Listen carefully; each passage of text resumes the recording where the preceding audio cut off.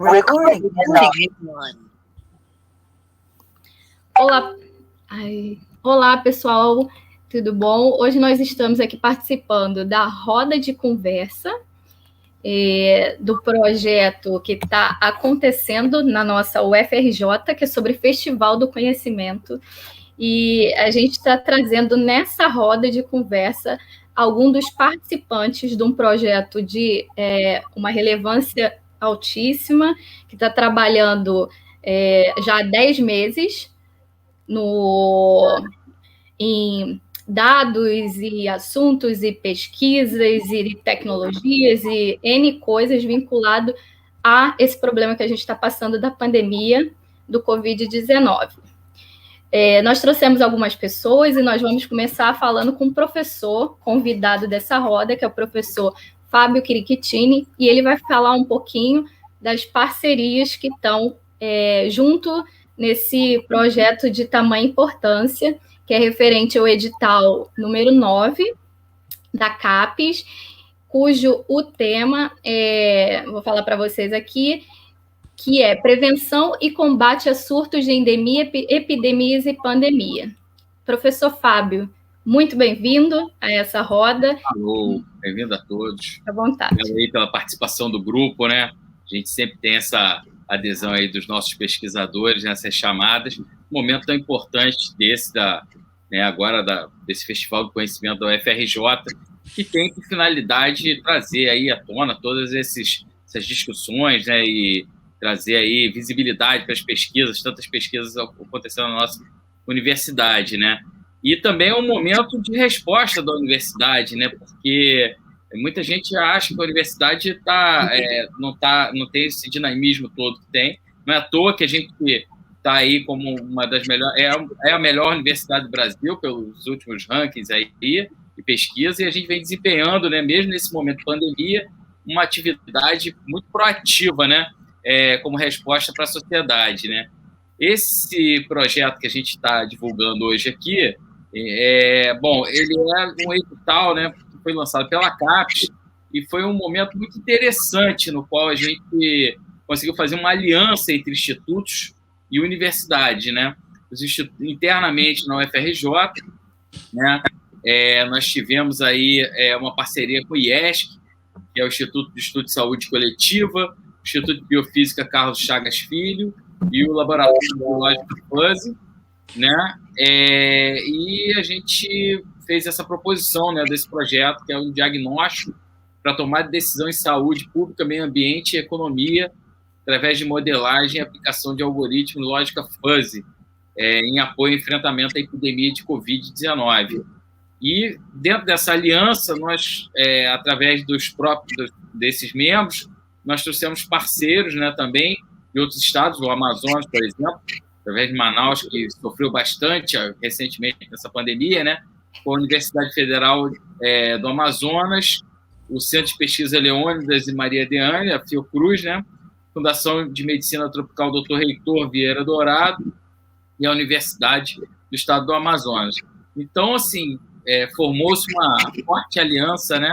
E existem vários projetos dentro dessas linhas sendo desenvolvidos por pesquisadores capitaneados, trabalhando através de seus nós na rede, mas também intra-nós, né? Então, hoje a gente tem diversas pesquisas aí sendo conduzidas entre pesquisadores de diferentes institutos e instituições, o que está trazendo uma riqueza muito grande para a rede. Perfeito, professor. Perfeito. Eu ia chamar um pouquinho para falar também uma pessoa que está de frente desse projeto, antes de começar a nossa rodada, que é o gestor que está conosco, que faz parte de muitos anos, que apoia a gente como aluno, apoia os professores, está sempre fazendo um contato muito importante com a gente, dando todo esse apoio, pessoa incrível, que é o professor Eduardo Sá. E vai falar um pouquinho como é que está sendo essa experiência, o professor, de estar participando desse projeto com essa relevância bem significativa. Obrigado, é muito bom estar aqui. E o que é interessante desse projeto do CAPES Epidemias que estamos trabalhando é muito a união dos laboratórios e muita transferência de conhecimento. Embora cada um deles, dentro da sua especialidade, vão trabalhar olhando cada um deles o que mais eles têm de conhecimento. E, posteriormente, até a questão do trabalho do LabFuzz seria fazer uma junção e buscar também uma nova visão entre todos. Tem sido um trabalho muito interessante, parceria tem se desenvolvido muito bem e a possibilidade toda do leque de conhecimento para todo, não só os estudantes, como também de retorno para a população. Então, tem sido muito bom, tem sido um resultado positivo, todo esse nosso encontro, essa visão de rede, ao iniciar a rede e a colaboração. E a parceria, inicialmente, está com os alunos que são bolsistas e, gradativamente, haverá também inserção de alunos de cada um dos programas de cada uma das universidades. Então, é o que trabalhamos e aguardamos. É o início de tudo e para uma longa utilização dessa parceria e para a universidade e o cidadão obtendo bons resultados com esses trabalhos para minimizar os efeitos ainda de pandemia, epidemia, e a questão não só de saúde, como também de meio ambiente e a parte econômica, que é a visão dentro do projeto. Perfeito, professor. Perfeito. Então, meu nome é Jaqueline Viana, eu também sou doutoranda aqui da UFRJ, da COP UFRJ. É um prazer imenso estar com vocês aqui e dou início à rodada de conversa.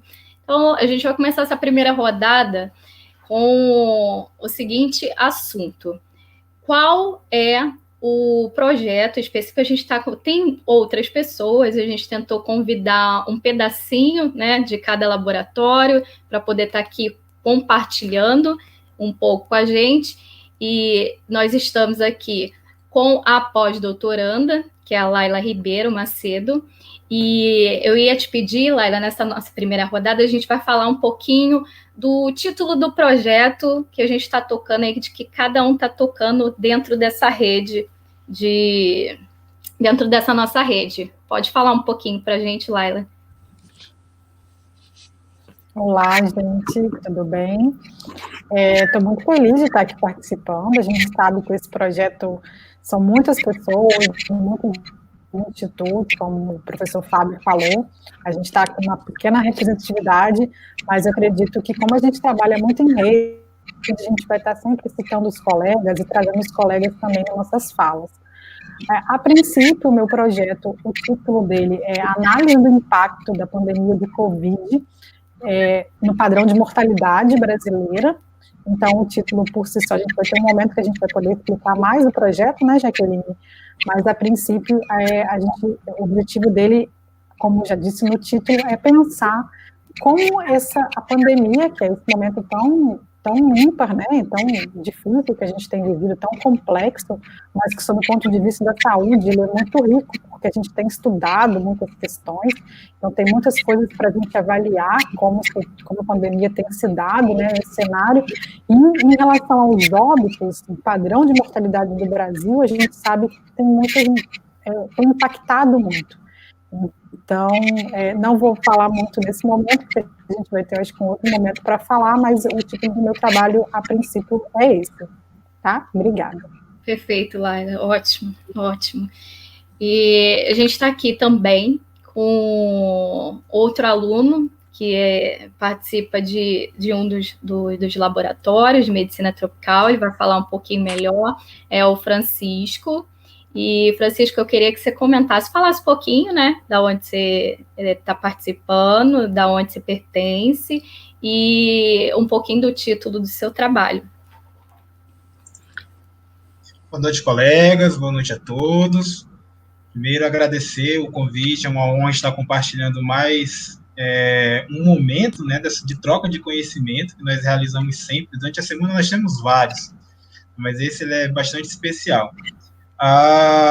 O título do meu projeto inicial, ele visa trabalhar o chamado Deep Covering, né, que é justamente uma ferramenta computacional à base de algoritmos preditores, né, que se consiga mapear sequelas, né, e aí tem uma forma geral, ainda não conseguimos definir, porque até agora a COVID ela tem se mostrado bem ampla, quanto à sua clínica, sua forma de se manifestar nos pacientes, assim como as variantes que já se tem identificado, que também têm demonstrado outras vertentes clínicas, né, mas a priori é justamente tentar enxugar o máximo que nós pudermos, né, de informações a respeito das sequelas que ela pode deixar.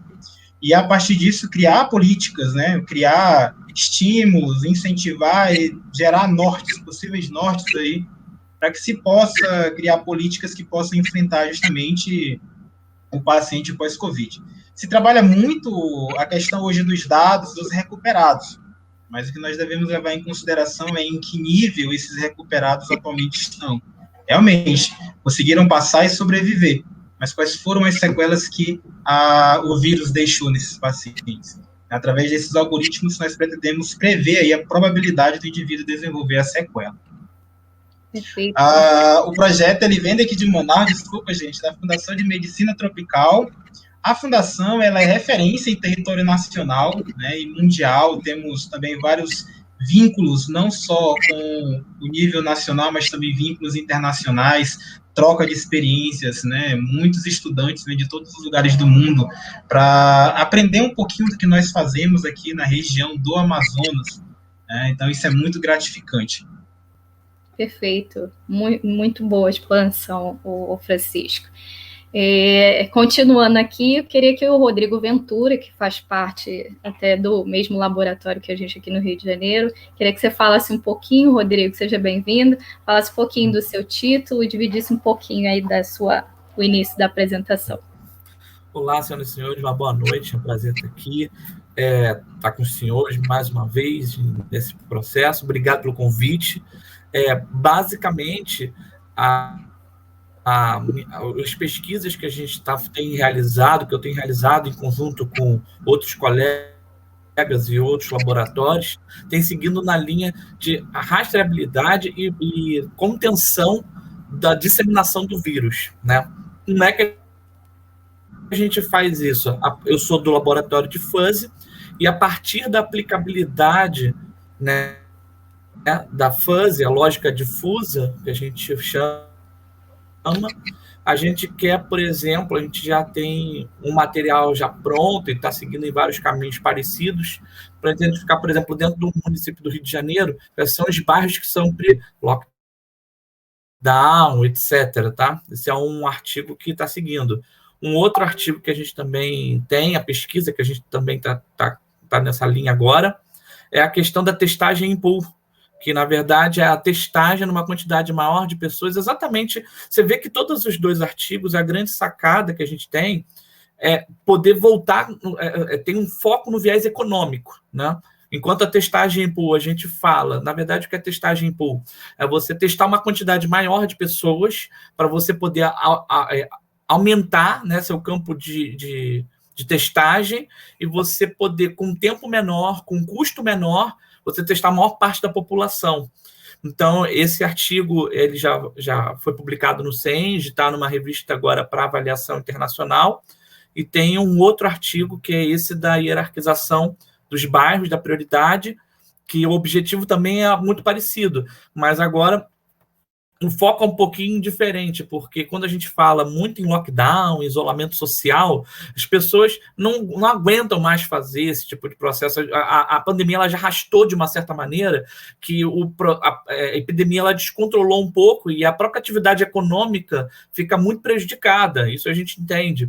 Então, a ideia desse modelo de fuzzy é a gente, ao invés de a gente parar tudo, não, a gente vai parar pontos que são estratégicos a partir da lógica fuzzy. Quais são os pontos mais movimentados? E isso a gente usa a partir da aplicação também do peso gravitacional, que, na verdade, é uma teoria que fala que numa região econômica, né, mas com maior potencial econômico, ela atrai outras regiões, né, pessoas de outras regiões para trabalho, ou até porque, como eles têm maior poder aquisitivo, eles compram produtos e serviços, né, precisam, né, de pessoas trabalhando.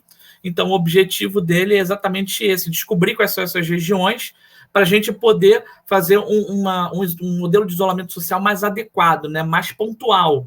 E aí você afetar o mínimo possível a atividade econômica e a retomada do crescimento do país, que é um dos principais objetivos, talvez, de todos nós, né, que é talvez um dos maiores empecilhos. Então, esse é o objetivo dos projetos que a gente tem tocado, tá? E tem outros ainda a vir. Uma próxima, acho que não tem mais novidades. Obrigado pelo momento. Perfeito, Rodrigo. Muito boa colocação. Continuamos agora na nossa roda de conversa com o Vilmar Oliveira Filho, e o Vilmar vai participar a gente um pouquinho também de qual é o título do projeto que ele está fazendo aqui conosco na rede.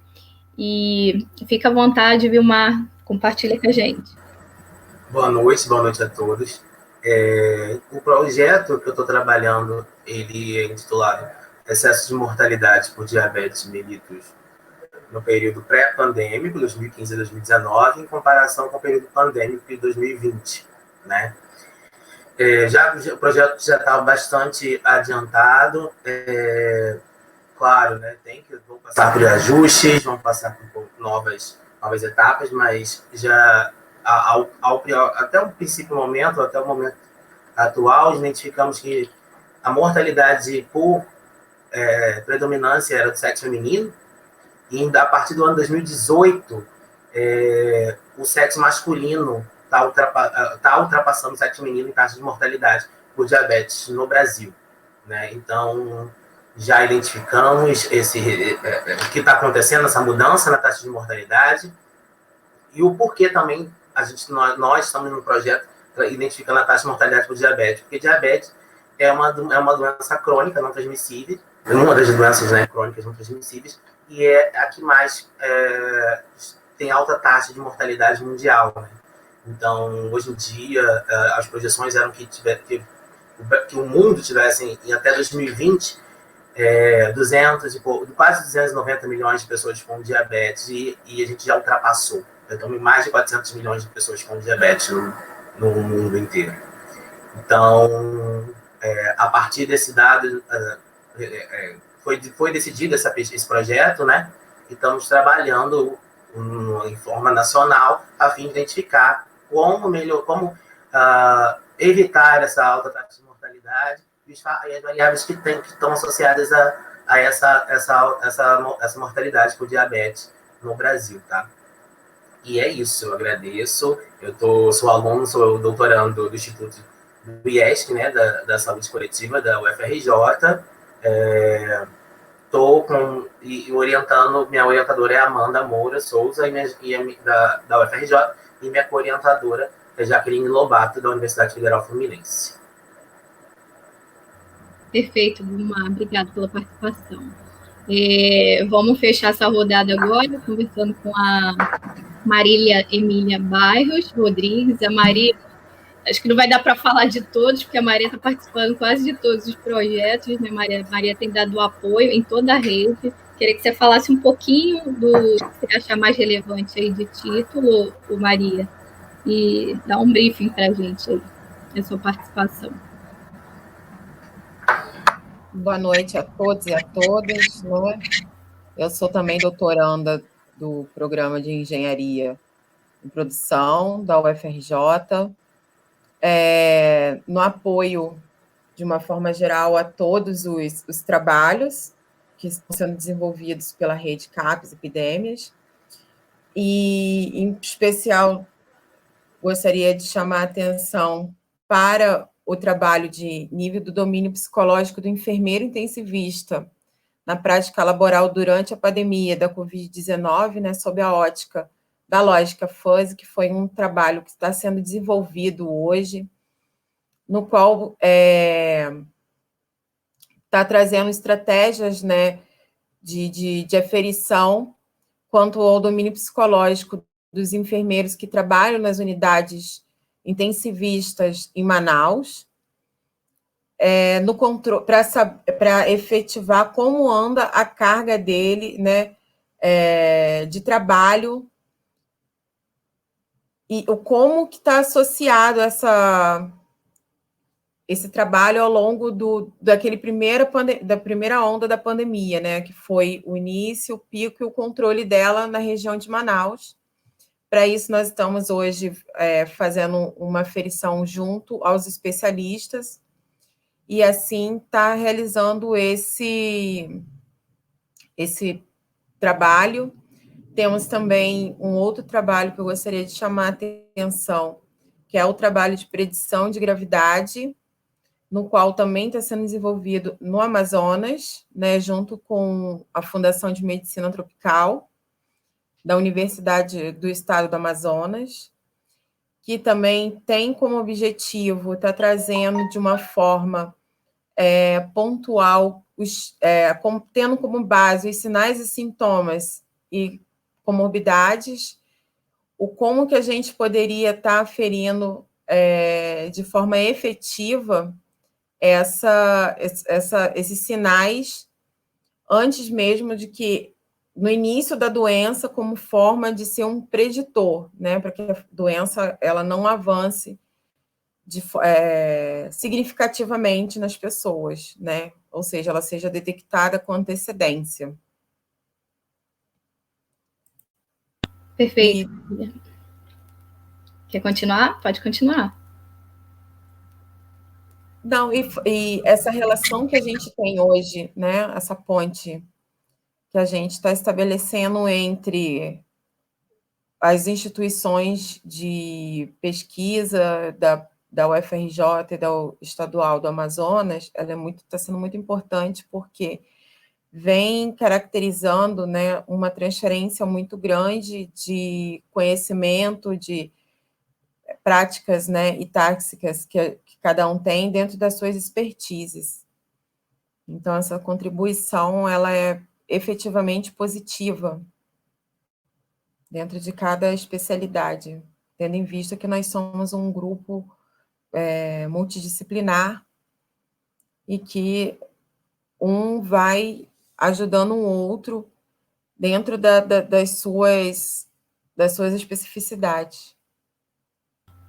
Perfeito, Maria. Uma coisa que nós conversamos mais cedo com o professor coordenador hoje, e ele ressaltou exatamente isso que você está falando com relação à importância dessa troca entre o capital intelectual que estão dentro do projeto. Então, já existia uns estudos prévios, até feitos pelo coordenador principal do projeto, e ele já tratava de outros tipos de doença, o que foi um ponto muito positivo para a geração dessa rede que a gente está conversando aqui. E para fechar essa primeira rodada, eu queria que o professor Fábio ele comentasse assim: estamos no meio da pandemia, tivemos que nos reinventar, trabalhar de uma maneira completamente diferente do que nós estávamos acostumados, que era de uma maneira presencial. E eu queria que o professor falasse para a gente, baseado em tudo que a gente falou aqui dos títulos e etc., o que foi desafiador nesse começo aí de tocar esse projeto num ambiente, numa situação que é tão diferente do que a gente estava acostumado, professor. Assim, vocês falaram, eu tive vários insights aqui, né? A primeira questão é a seguinte, bom, hoje, acho que a Laila já falou também, não somos só nós aqui, tem uma rede bem grande, né? Diria, talvez, acho que a gente vai chegar aí rapidamente a 60 pesquisadores, né? Mas temos aí aproximadamente já pelo menos 15 de cada parte aí bem representados, né? Diretamente ou indiretamente, porque aí tem a questão também o seguinte, a CAPES ela forneceu bolsas, né, de doutorado e pós-doutorado, mas nós estamos agregando também outros pesquisadores que não estão cobertos dentro desse esquema de bolsa. Outro fato que é bastante interessante como a gente falou, o professor Antônio Leal, né? João Paulo Torres, professor Cossenza, né? E outros colaboradores também, que são professores nossos, o Greco, que não está aqui hoje, o Edson Conde, que no momento muito, vamos dizer, logo no início da pandemia, quando foram lançadas essas iniciativas, rapidamente a gente mobilizou esforços para participar desses editais, e a gente fez um desenho, vamos dizer, macro de projeto, né, observando aí potencialidades da rede. E aí, o edital, ele de fato, ele foi um motivador para esse início da rede, mas ele não é o mantenedor total da rede. A rede ele vai transpor este edital. A gente espera que surjam outros editais também para mantê-los, né? Mas é uma aliança realmente bastante forte. E no início, obviamente, como éramos, vamos dizer, 3 grandes áreas, né? Da medicina, a parte ambiental, e nós, com a lógica fuzzy, mas muito dentro de um programa de engenharia de produção, departamento de engenharia industrial, então ligado a essa parte econômica, e o Rodrigo Ventura colocou muito bem aqui a questão da parte econômica, e às vezes as pessoas, e nós mesmos, né, quando estamos gerando esse tipo de raciocínio, porque lá na proposição inicial do edital, era analisar essa questão do lockdown, mas do impacto também vamos dizer, de atividades, né, de trabalho que pudessem ser... A nossa primeira preocupação foi que tipo de atividade vai ser impactada e que não tem como ser preservada através de uma digitalização desse tipo de trabalho, né? Então, porque você tem atividades que são diretamente ligadas à presença, né? Então, mas os estudos, não só na nossa área econômica, mas também em outras áreas, eles foram muito além, eles foram mais profundos. Aí o Rodrigo colocou muito bem a questão dessa questão do lockdown, da análise. E quando a gente fala em economia, pensa que em dinheiro, mas na verdade a gente está tratando aqui da escassez, né? E a escassez ela se dá em diversas dimensões também, não só econômica, por exemplo, do tempo. O pessoal de Manaus talvez eles não tiveram tempo suficiente e nem por conta de um problema conjuntural, né, de dar resposta, por exemplo, na crise do oxigênio e outras coisas. Então, assim, a gente está trabalhando a escassez aqui também. E o que eu posso dizer é que os trabalhos que foram apresentados nos seminários que a gente vem fazendo, e a gente tentou segmentar, porque não dava para fazer um seminário também, a gente vai chegar a esse ponto de ter um grande simpósio, mas os seminários individuais, pelas baterias, vamos dizer, temáticas, foram muito surpreendentes, né? Eu posso destacar aí o trabalho de uma pesquisadora que não está aqui hoje, que é a Maria Fernanda Zelaya, né? Que fez um trabalho de logística muito interessante, trabalhos em cima de fisioterapia, mesmo da parte de recuperação também, que foram apresentados pelo Grupo Manaus. Então, assim, foi bastante surpreendente a forma que a rede, na verdade, como uma semente que a gente joga na terra, brotou e gerou seus próprios galhos, a sua própria vontade, né? Não foi uma coisa que a gente... Claro, nós somos professores, tem uma coordenação, uma equipe de governança, né? O professor Saforte está aí hoje, mas composta, que vem sempre trabalhando, pensando nessa parte estratégica, como vão ser desenvolvidas as atividades, né, para melhor resultado, né?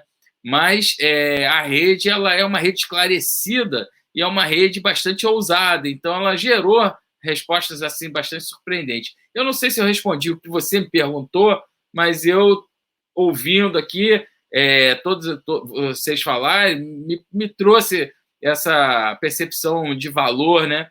E também queria, por último, né, não por último, mas não menos importante, né, falar da percepção do professor Cossenza, logo no início, que vislumbrou logo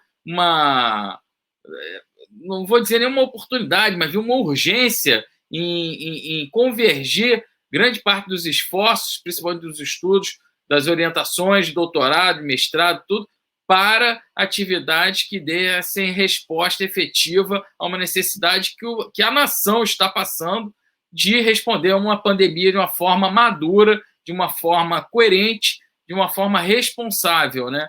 Porque acho que hoje o que a gente vem presenciando é um pouco essa necessidade de ter uma maturidade, de ter uma reflexão científica coerente para dar resposta. Por isso eu citei e recito a Maria Fernanda Zelay, que me chamou bastante atenção pelo trabalho dela, pela maturidade do trabalho dela, né, na condução, principalmente de elementos que estão em escassez nesse momento. Então, a gente está lidando com a escassez, porque a saúde no Brasil não está na UTI agora. Ela sempre esteve na UTI, só que agora ela está na UTI de uma forma que nunca esteve antes, né? Então, essas vulnerabilidades do sistema foram postas à prova e só podem ser respondidas por esses pesquisadores que estão aqui, participando da rede e de outras tantas redes, né? Através de uma mobilização coordenada de pessoas que têm a percepção da urgência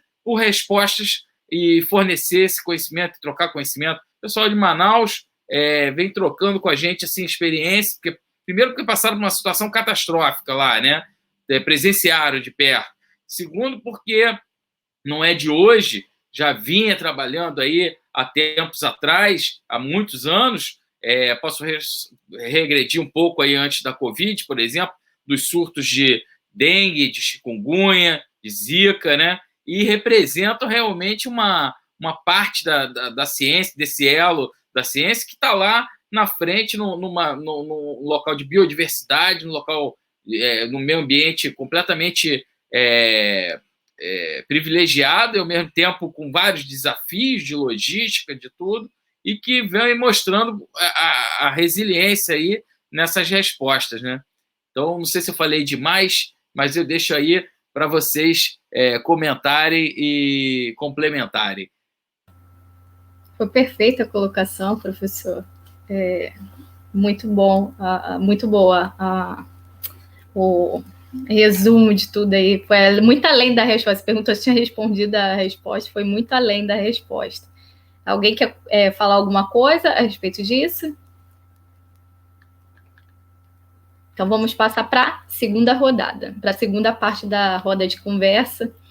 E é muito interessante essa junção da multidisciplinaridade, igual a Maria falou, porque a gente está com colegas, por exemplo, da área da medicina, onde tem uma expertise completamente diferente da engenharia, o qual a gente faz parte aqui no Rio de Janeiro, e a gente consegue pegar toda essa expertise das outras áreas e a gente conseguir transformar em modelos que no futuro podem ajudar em outras situações parecidas. Ou seja, como algumas coisas a gente está passando a cego agora, graças a essa formação, com a visão do professor Cossenza,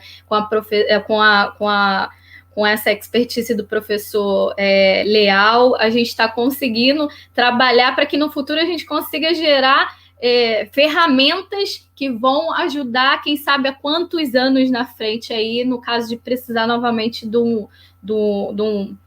grupo como esse, ou do informativo que nem esse, ou seja, a gente está muito importante com relação à geração de capital intelectual, não só humano, mas documento, modelo e etc.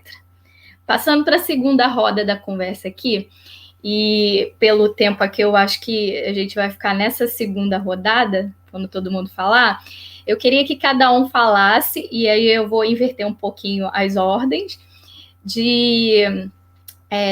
o objetivo, quem não falou do seu objetivo, junto com a relevância para a sociedade de cada projeto que tem sido feito. E no final eu deixo para o professor Sá e para o professor Fábio comentar de uma maneira geral do projeto. Então, eu queria começar agora pela Maria, que falou por último, e a gente vai ao contrário agora. Maria Emília, fala para a gente um pouquinho do objetivo e da relevância dos temas que você falou para a sociedade num todo. Está sem microfone. Pronto. Bem, a parte de objetivo, né, eu estou trazendo aqui um pouco 2 trabalhos que fazem parte da rede CAPES, né? Então, quanto ao domínio psicológico na qualidade de vida associada à atividade laboral do enfermeiro, né? A gente tem aí como principal objetivo estar aferindo, né? Como é que essa profissão hoje, né, tem um esgotamento muito grande devido à demanda e à sobrecarga de trabalho que eles têm, né? Uma sobrecarga laboral efetivamente alta. Então, a gente está olhando aí, né, como esse trabalho vai afetar diretamente a qualidade dele de vida, né, e mensurar o quanto que, de uma forma cognitiva, o quanto que esse domínio pode estar, né, essa qualidade de vida prejudicada vai estar relacionada diretamente ao trabalho dele e como que o trabalho dele está diretamente relacionado à qualidade da atividade laboral, é muito importante, e isso pode trazer o melhoramento, né? Então, o nosso objetivo é estar aferindo por meio da lógica fuzzy, né? Que é algo muito subjetivo, e a lógica fuzzy se encaixa perfeitamente nesse quadro, porque vai trabalhar exatamente essa subjetividade, né, do comportamento humano. Então, tem uma aplicabilidade, uma relação dialógica muito profunda, muito estreita, e o sentido da gente estar realizando esse tipo de trabalho, né, a contribuição que a gente tem social, é estar ajudando a qualidade do trabalho, né, para evitar o esgotamento desses profissionais de saúde. A gente hoje está fazendo enfermeiros, né, que trabalham nas UTIs, mas temos a pretensão de estar explorando algo, né, um nicho maior, que são os profissionais de saúde de uma forma geral, como os médicos, né, os técnicos de radiologia, os psicólogos, os nutricionistas, né, a própria parte administrativa. Então, está ampliando também para todos os profissionais envolvidos, para a gente minimizar o esgotamento deles, né, que a gente imagina que o esgotamento pode trazer alguns prejuízos, não apenas para o profissional de saúde como indivíduo, mas ele também no atendimento ao próximo. Então, minimizar esse esgotamento, esse estresse profissional é a intenção principal e a devolutiva que a gente tem no meio hoje aí a pandemia, tendo em vista que esses profissionais eles têm sofrido imensamente. Quanto aos preditores de gravidade, né, que a gente vai estar aí analisando e estudando os sinais e sintomas oriundos, né, e comorbidades da COVID, seria justamente visando a qualidade dos pacientes, aferindo esse tipo de predição com antecedência, né, ele sendo de forma preditiva, a gente consegue melhorar a qualidade desse paciente, né, para que ele não tenha tanto tempo o sofrimento da doença em si, e possa receber o recurso o mais rápido possível. E também é um recurso que está sendo modelado particularmente para a cidade, né, para o município de Manaus, atendendo às unidades de saúde, tendo em vista que os agentes de saúde eles percorrem locais muito distantes, e assim ele, com essa ferramenta, né, em forma de aplicativo, ele poderia estar utilizando esse aplicativo para começar um diagnóstico inicial do desenvolvimento da doença em lugares que não teriam, nem povoados que não teriam acesso imediato à rede de saúde pública, né? Então, seria essa devolutiva que a gente tem, essa relevância social desses 2 trabalhos, né? Um tendo em vista o enfermeiro, que seriam os profissionais de saúde, e o outro a qualidade de diagnóstico para pacientes, né, que antes mesmo da doença efetivamente se transformar em algo mais grave, quanto também está trazendo para quem já está internado. Perfeito, Maria. Agora, Vilmar, que foi o penúltimo da outra vez. Vilmar, você falou um pouquinho do objetivo aquela hora já, se quiser complementar alguma coisa, e da relevância do seu trabalho para a sociedade. Só para relembrar, meu objetivo é analisar o excesso de mortalidade por diabetes, comparando o período pré-pandemia, 2015 a 2019, e comparando o período pandêmico, 2020. A relevância que já identificamos, na verdade, variáveis que têm relação com a taxa de mortalidade, como, por exemplo, a escolaridade, né? A escolaridade tem alta influência, né? Uma alta escolaridade, a taxa de mortalidade é baixíssima para pessoas com alta taxa de mortalidade.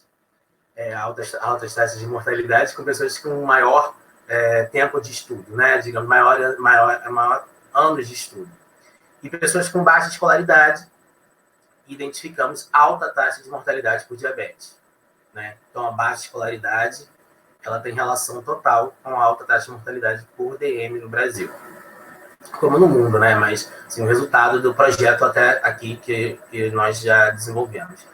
Outra relevância que é a escolaridade, né? Que é importante, é um fator importante no geral para todos, mas essa associação com a doença crônica é um alarmante para a população, ainda mais no Brasil, que nós sabemos que o Brasil é um país que a educação não é igual para todos, né? Não é acesso, não é possível para todos. Então, essa variável de educação é importante, é bom chamar a atenção para isso, reafirmar, como os demais outros pesquisadores vêm tratando, né, apontando que o Brasil necessita de maior atenção para a educação. Então, uma das relevâncias, um ponto que nós estamos trazendo é a necessidade de uma educação por igual para justamente, futuramente, reduzir essa taxa de mortalidade, né, por doenças crônicas não transmissíveis, no caso do projeto, a diabetes. Outro ponto foi a raça, né, a cor da pele. A cor da pele, nós identificamos que no Brasil, a maior mortalidade continua por pessoas da pele negra, né? Pessoas de origem afro ocupam a maior taxa de mortalidade, seguidas de pessoas brancas, de cor branca, e depois as pardas. A população que tem menor taxa de mortalidade por diabetes é a população indígena, né? Isso é clássico, devido aos hábitos, né, de alimentação natural e não de alimentos processados ou ultraprocessados, que são alimentos considerados de risco, né, alimentos que colocam a saúde do indivíduo em risco.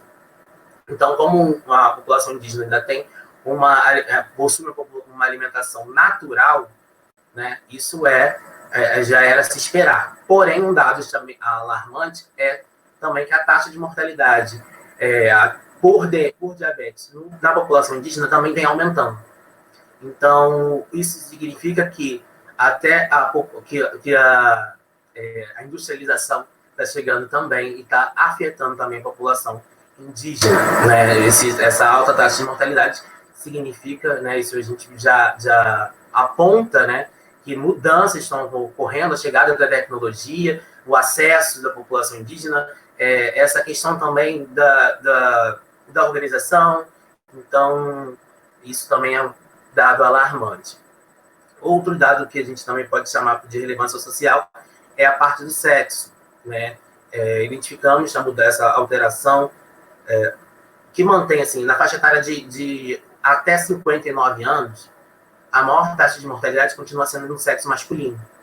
Por que ainda é no sexo masculino? Porque o homem, ele, diferente da mulher, ele não procura o ato do cuidado, ele não se cuida, né? Então, quando ele procura o cuidado, a diabetes já está causando sequela, já está causando dano, está gerando complicações. E isso é ainda um dado que precisa ser reafirmadas as políticas de educação e saúde para a população masculina, né? Essa necessidade do autocuidado e principalmente da conscientização do sexo do homem, né? Que precisa ir ao médico, precisa do cuidado e não deixar para o último momento. Então, esse dado reafirmando, né, os dados de pesquisa anteriores, que a taxa de mortalidade em pessoas mais jovens continua sendo por homem. Agora está tendo uma mudança, é um dado importante, porém, no geral, também identificamos que a mortalidade ao longo dos anos, de 2015 até 2019, perpetuou-se em alta taxa de mortalidade em mulheres por diabetes, porém mulheres idosas, na faixa etária acima dos 60 anos. Então, também, o que significa isso também? Que na saúde, a mulher se cuida melhor, né? A mulher tem aquele hábito de procurar um médico, procurar um clínico, um ginecologista, já é criada com essa rotina do cuidado, diferentemente do homem até hoje, em 2021. Então, políticas efetivas de conscientização, políticas que façam essa retoque no ponto da necessidade do homem procurar o acompanhamento médico, o acompanhamento não somente médico, mas multidisciplinar, né, como forma de cuidado, gerando um cuidado maior e uma qualidade de vida e uma saúde como um todo. Então, é isso. Acho que até o presente momento foi até isso que eu consegui.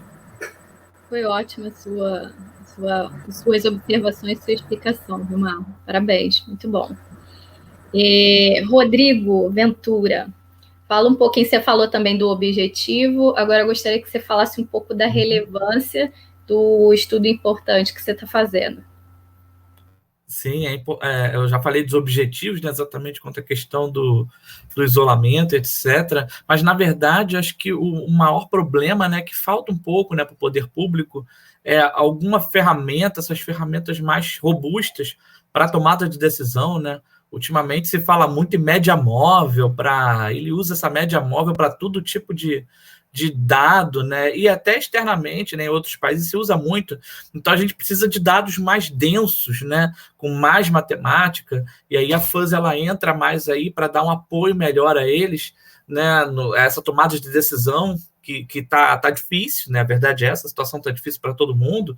E eu acho que a relevância mesmo, eu comentei alguma coisa sobre, é mais no sentido da gente poder criar alternativas, né? Para a gente poder enfrentar a disseminação desse vírus, porque a verdade é que o vírus não vai embora, né? A vacina é um pedaço do que a gente tem que fazer, a gente também tem que continuar tendo cuidado, a gente também tem que continuar mantendo políticas talvez de isolamento, alguma coisa mais pública, né? Uma política pública mais densa, que chegou em determinado ponto, você começa a parar. Por que eu estou falando isso? Porque essa coisa do Covid, né?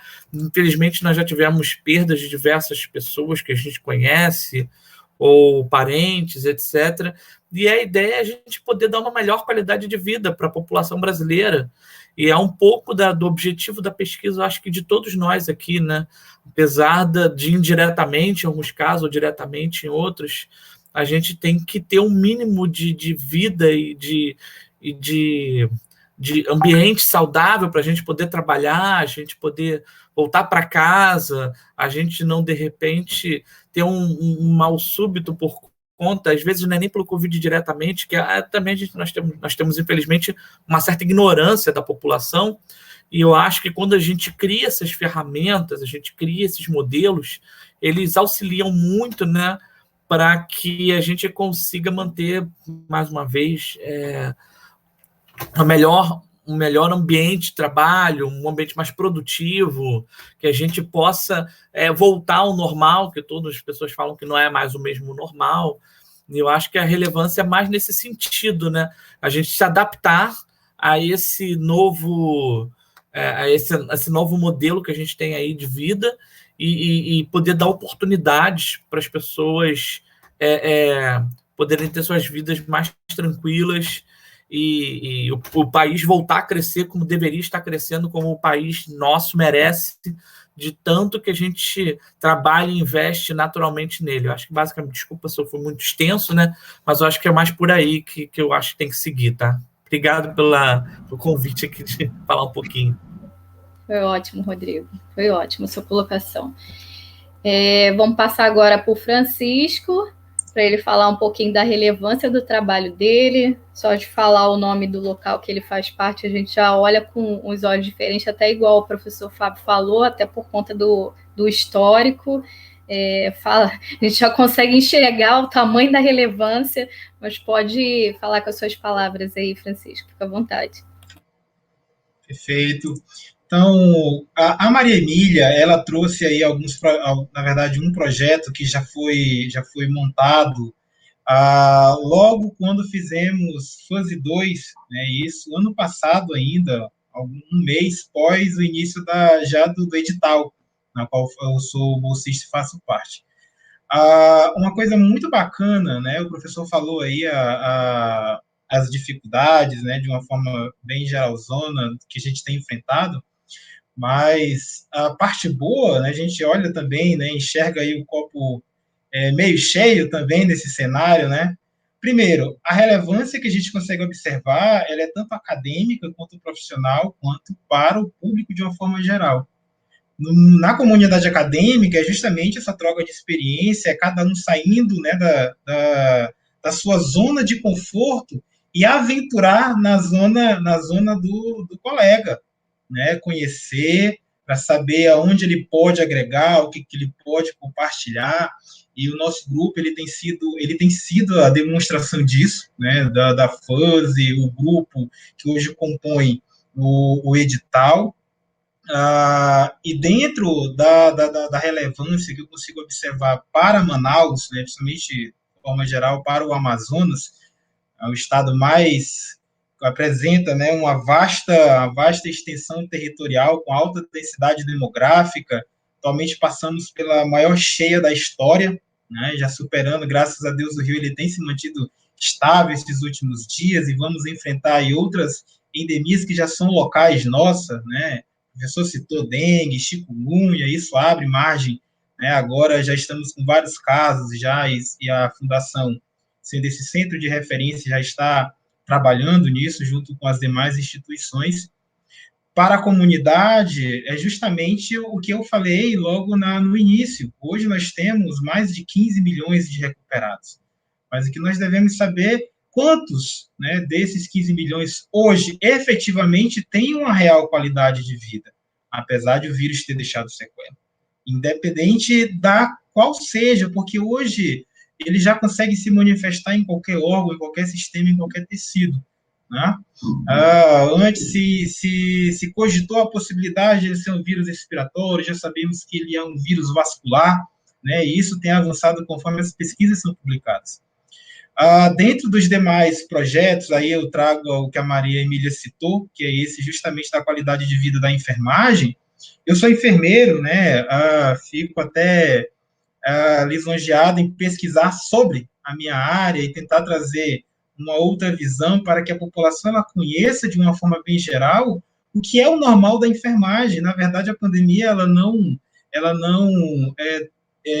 tirou o normal da enfermagem. Pelo contrário, esse é o nosso normal.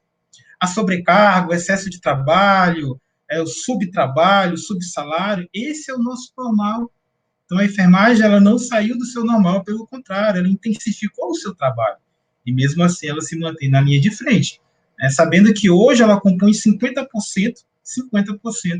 da classe de profissionais de saúde no Brasil. Segundo estimativas, né, do Conselho Internacional de Enfermagem, nós teremos um déficit até 2030 de enfermeiros. Tá?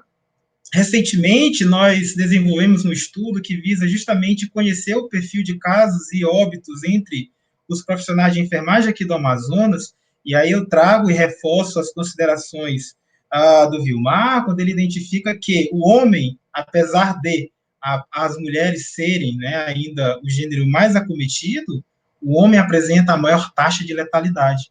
O Amazonas hoje contempla a maior taxa de letalidade de óbitos nessa parte de profissionais. Então, eu vejo que os benefícios, a devolutiva para a sociedade, ela é grande, né? Não só no quesito acadêmico, mas também no quesito social, econômico, cultural, mas também a outros níveis, né, o nosso acadêmico e o profissional também. Então, eu espero, né, não parar nesses projetos, pelo contrário, eu observo que a partir do momento em que a gente ultrapassa um limite criado pela gente quando iniciamos, nós observamos outros horizontes, outros questionamentos, né, e eu sempre me baseio numa pergunta que eu li no artigo: quem cuidará de quem cuida? Então, a partir desse questionamento, dessa pergunta, eu tento vislumbrar outros horizontes para a pesquisa, para dar essa devolutiva para a sociedade de uma forma mais efetiva e tentar demonstrar que a enfermagem hoje ela tem o seu valor e ela deve ser valorizada. Maravilhosa sua contextualização, Francisco, parabéns. Laila, fala um pouquinho. Oi? Eu posso aproveitar e dar uma acrescentada no que o Francisco falou? Gente? À vontade. Porque uma das coisas que está acontecendo, e não é nacional só não, Francisco, é a falta de profissional de enfermagem, tá? Tanto que existem vários programas, inclusive conheço muitas pessoas que pegam alunos da UF e da UFRJ de enfermagem, né, sem experiência, inclusive, levam para a Alemanha, para a Austrália, para todos os países. Então, isso é mundial. A escassez mundial, então, acaba criando, olha só a questão de demanda e oferta, né? Então, tem muitas pessoas que eu conheço, eu posso dizer assim, pelo menos facilmente 15 pessoas que eu conheço, que estão ou na Alemanha, ou na Itália, ou etc. E tem programas específicos para a captação desse profissional dentro do nosso país, né? Então, é interessante porque, na verdade, é uma demanda mundial, né? E aí está ficando mais escasso ainda aqui, né, por vários fatores, aí assim, pela própria questão da dificuldade, né, do profissional de enfermagem em manter um bom salário, em ter um bom ambiente de trabalho e outras coisas mais. Só comentei um pouquinho porque você estava falando sobre isso, e aí, junto com isso, vem uma pandemia e vem não sei o quê, aí um negócio que era mais complexo,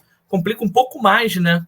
E aí fica difícil manter um bom profissional no trabalho, na atual conjuntura que a gente está. Obrigado, desculpa. Foi ótimo, Rodrigo, obrigada. Agora vamos passar para a Laila Ribeiro, falar um pouquinho, o objetivo também, a Laila já fez uma explanação para a gente, se quiser complementar alguma coisa do objetivo do seu projeto, e também a relevância, Laila. Tá bem. Eu vou só retomar um pouco o objetivo, porque eu acho que muito do que eu vou falar sobre a relevância do projeto está relacionado ao objetivo, né? Então, se eu pensar que o objetivo principal é ver como que essa pandemia de Covid-19 tem impactado na mortalidade dos brasileiros, e mais do que isso, tentar identificar de que forma ela acontece diferencialmente nos grupos mais vulneráveis, eu acho que me lembra até um pouco o que a gente está falando sobre a enfermagem, porque eu acho que concordo totalmente, também sou enfermeira, e eu acho que o que aconteceu foi que a pandemia evidenciou essa questão do trabalho da enfermeira, essa sobrecarga, essa falta de recursos, essa dupla jornada de trabalho, e trazendo para o meu estudo, eu acredito que a Covid-19 também, o que ele fez foi evidenciar a desigualdade no país.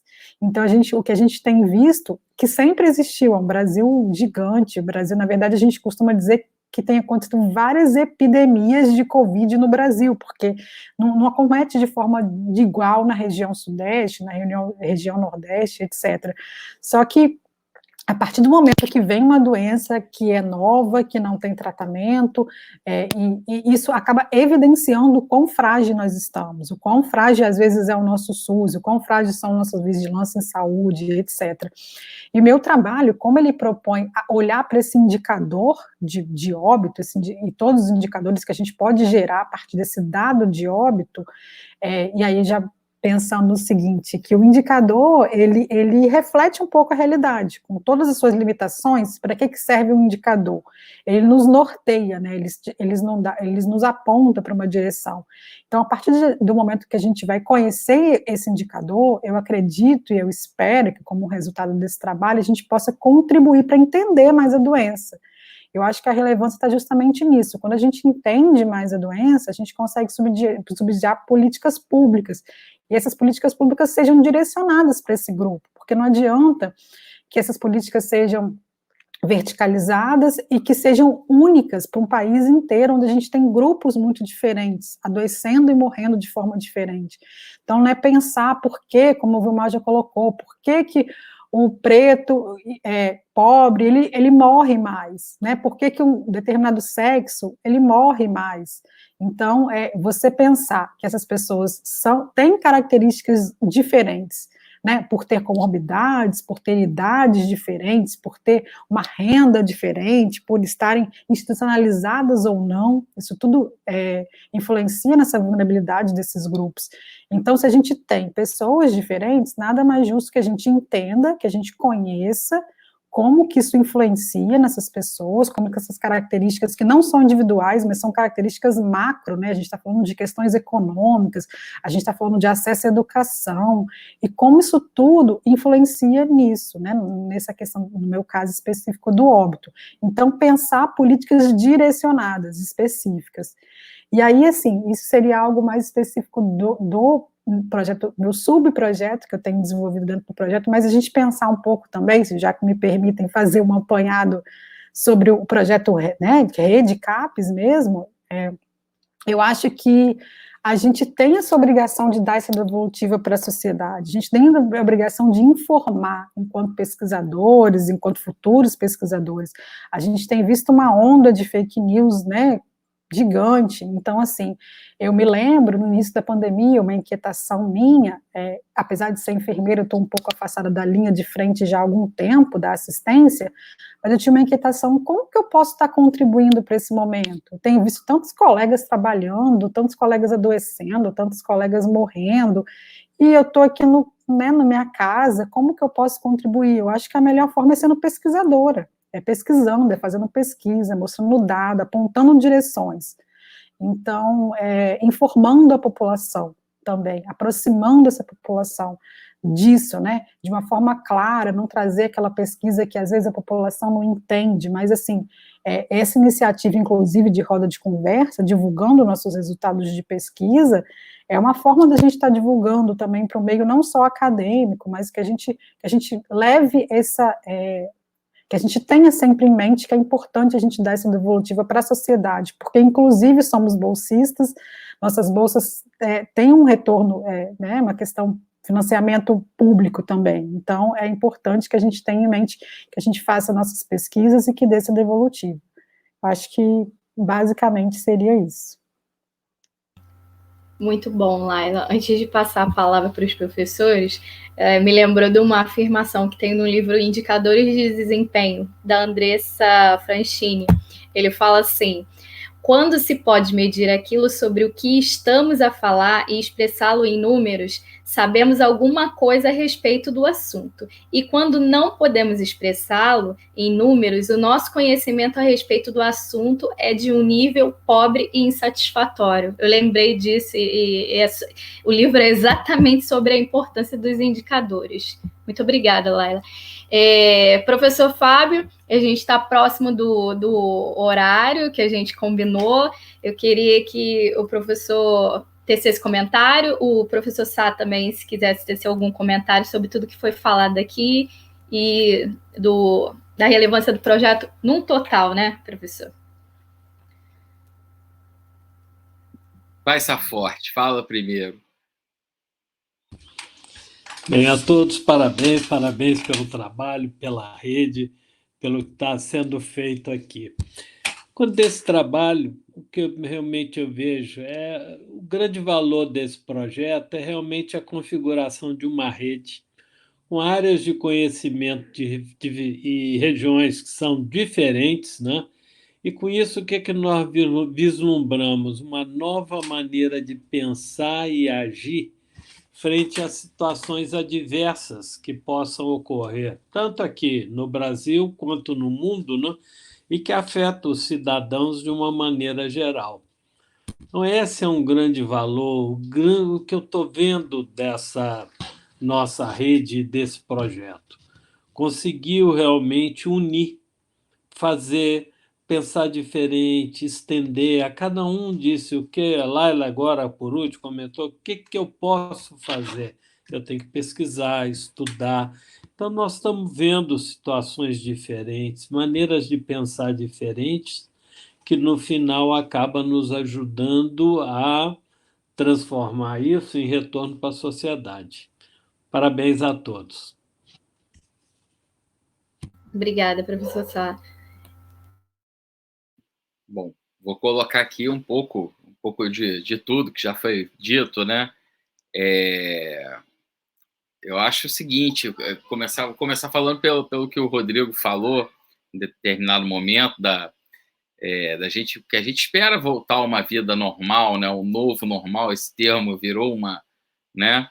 E de repente a gente foi acometido por uma pandemia que tirou todo mundo da zona de conforto. E, se você pensar, por exemplo, na pirâmide de Maslow, ele não ataca quem é mais pobre ou quem é mais rico, ou quem está no mundo espiritual, ele ataca todo mundo de uma forma desigual, né? Porque se fosse uma forma igual, ainda seria... Mas ele não poupa ninguém. Esse é um fato relevante.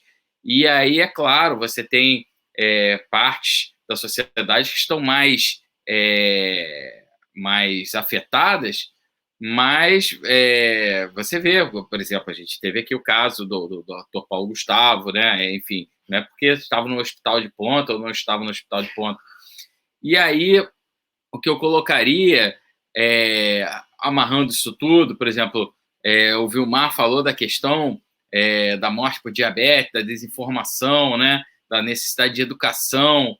Eu acrescentaria também o trabalho da professora Mônica com o professor João Paulo em cima de meio ambiente, que também tem um pouco o toque do que o Francisco colocou lá, da cheia, uma interferência do meio ambiente, ambiental, dentro do surgimento dessas pandemias. No caso da professora Mônica e do João Paulo, estão lidando com comunidades que fazem uso de agrotóxico, e estão mapeando essas comunidades, estão desenvolvendo proteínas para sensores, para mapear. E é um fato, as pessoas já tinham problemas respiratórios antes da pandemia, e agora, com a pandemia, foram mais afetadas ainda. E aí a gente nos cabe, como pesquisadores, ir lá e rastrear, né, essas ocorrências e comprovar essas hipóteses, né? Então, eu acho que tem assim, bastante relevância, né, quando um grupo desse multidisciplinar, né, que não é negacionista, né, ninguém aqui é negacionista, já estamos aqui que acreditamos na ciência, que acreditamos e também não sabemos de tudo. Então, a primeira coisa que a gente tem que reconhecer é que nós não temos todo conhecimento, mas é por isso que a gente está atuando em rede, porque em rede nós somos mais fortes, em rede nós temos articulações capazes de construir conhecimento que individualmente essas unidades não teriam. Então, quando você tem um laboratório, por exemplo, no nosso caso, que é o de Fuzzy, com o professor Cossenza, que é hiper experiente, e agregando esse conhecimento de diversos nós, quando você tem, por exemplo, o Francisco lá em Manaus, né, que fez curso com a gente e que está vendo a possibilidade de aplicação lá, de exploração de dados de uma maneira diferente. Quando a gente... Eu discordo, você falou o negócio do indicador, eu acho o seguinte, o que não está sendo medido não está sendo controlado, mas nem sempre está sendo dito por um número, e nós somos uma prova disso, porque a gente trata isso por graus e níveis linguísticos, né? Então, você pode dizer que é maior, que é melhor, que é pior, que é muito grande, que é extremo, que é máximo, que é mínimo, né? Então, concordo em parte, né, com a Jaqueline.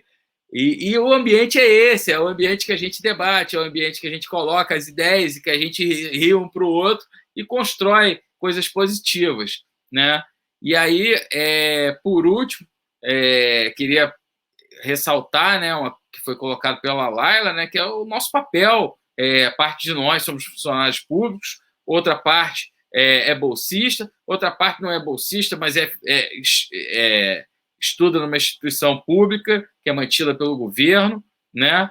E a melhor devolução que a gente pode dar nesse contexto é realmente esse retorno. Queria chamar a atenção, por exemplo, aí meio que foi um puxão de orelha sutil que o Francisco me deu, né? Ele falou, vamos falar de coisa boa, né?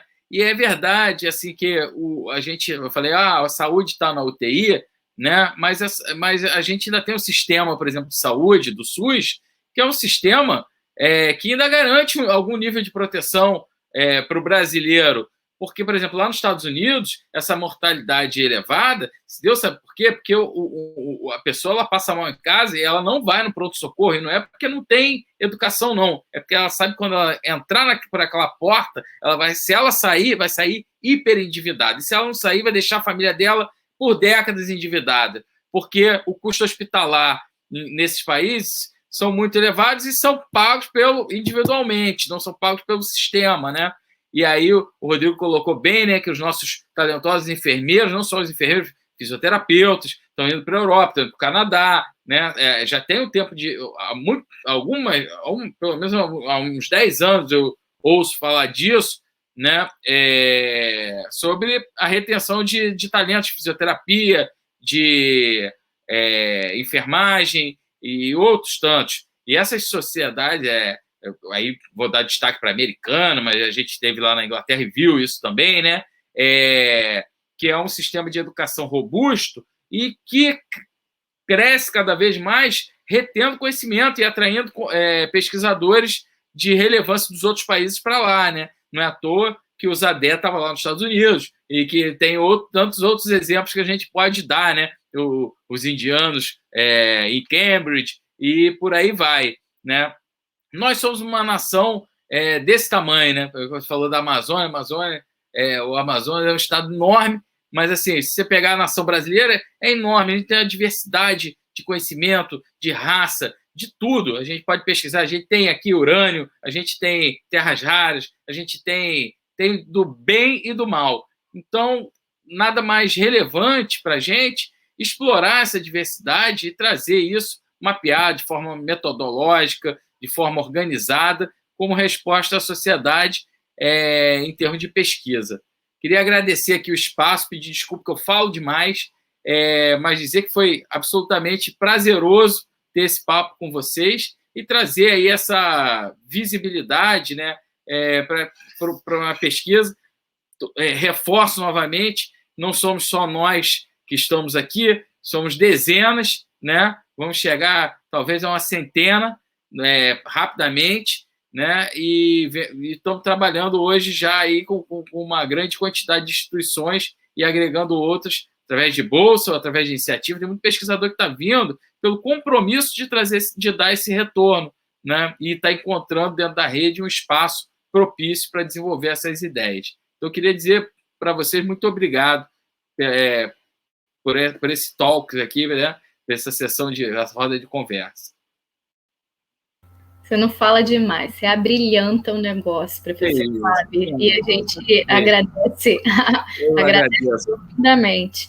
Eu queria agradecer a todos vocês que participaram, a Laila, a Maria, o Rodrigo, o Francisco, o Vilmar, o professor Eduardo Sá, o Fábio, incrível sempre conosco, vocês que deixaram aqui conosco o tempo para poder fazer a divulgação desse trabalho, que é de uma relevância muito alta.